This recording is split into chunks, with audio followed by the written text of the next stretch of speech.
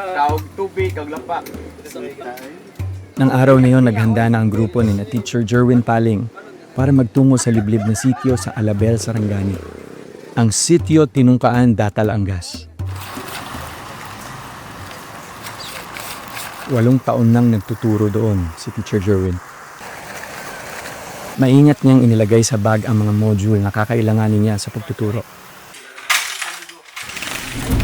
Dahil sa nangyaring lindol noong June 8, naantala ang pagbubukas ng klase sa lugar. Kaya mahalaga para sa kanila ang pag-akyat na to. Ito ang araw na muling magbubukas ang klase. 3 oras ang biyahe pupunta sa paaralan. Mula sa sementadong kalsada,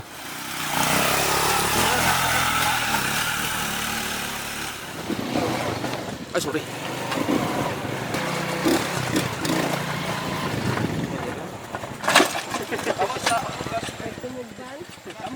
may mga pagkakataong kailangan maglakad ng mga guro. Kakapoy, makaya magsakay? Ay, Ginoo ko. Talagang nakakapagod pero laban para sa kabataang Sarangan. Pero umpisa pa lang pala ito. Wala na, sayo na natin.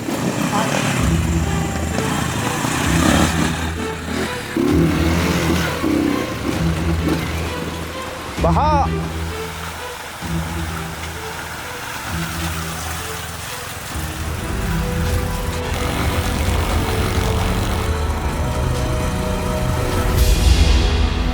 Maya-maya pa, Ha ha ha ha. Smile, Alabel. narating naman nila ang isang ilog. Hindi na kayang tawirin ng motor ang ilog. Kaya ang mga guro, napilitang lumusong.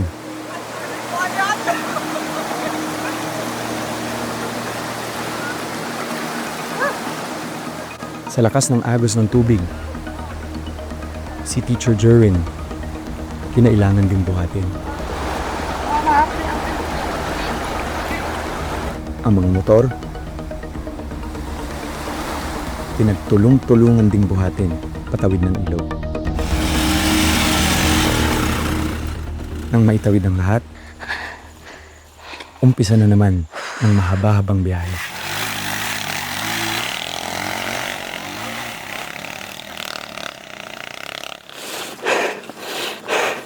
Laban, ma'am. So, nung first akyat ko, hindi ako nagdala ng motor. Kasi sabi ko, kailangan, tingnan ko yung daan kung kaya ko ba. Sabi ko sa isip ko, Lord, i-guide mo po kami. Kasi gusto ko pong makarating doon sa school. Hanggang inabutan na sila ng dilim sa daan. Sa wakas, matapos ang mahigit 3 oras, narating din ng grupo ang Tinungkaan Elementary School. Dahil walang signal sa lugar, Madyaw, gabi sa kadig, mga matikadong sa Tinungkaan. bago magpahinga si Teacher Jerwin, Klase ko nanlaw, lukat kinder pa sinanad to ni grade 6. agad niyang inabisuhan ng mga magulang na may pasok na ang kanilang mga anak kinabukasan. Kaya inila kami, kompleto lang kami ng mga teachers para sa sugod sa klase ko nanlaw. Yanda, madyaw gabi sa kadig, salamat.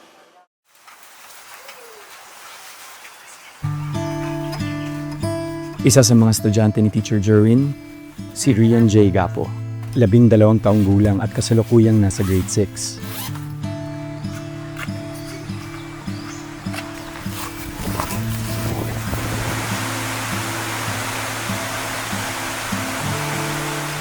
Araw-araw kailangan niya ring tumawid ng ilog papasok ng paaralan.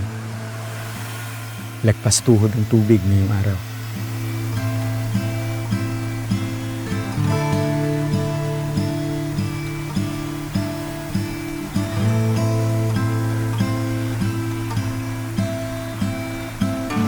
Matapos ang kalahating oras, nakarating sa paaralan si Rian J. Sabik sa unang araw ng klase ang mga estudyante. Kabilang sila sa mga katutubong tagakaulo. Welcome back sa ating unang pasok sa pag-aaral, no? Mula nung nagkaroon tayo ng malakas na lindol. Ilang magnitude yun? Ilan? 7.8 7. magnitude na lindol. Malakas, mahina. Malakas. Natakot kayo, wala. Natakot. Ready naman mo sa pag-eskwela? Yes, sir. Gidala ba ang tanang modules? Yes, sir. Okay, so nalipay ko. Naansiran ba? Yes, sir. Naglisod mo? Rian J. Gapo. Grade 5 at grade 6 ang mga tinuturuan ni Teacher Jerwin. 5 teacher lang kasi silang nagtuturo sa 80 estudyante rito.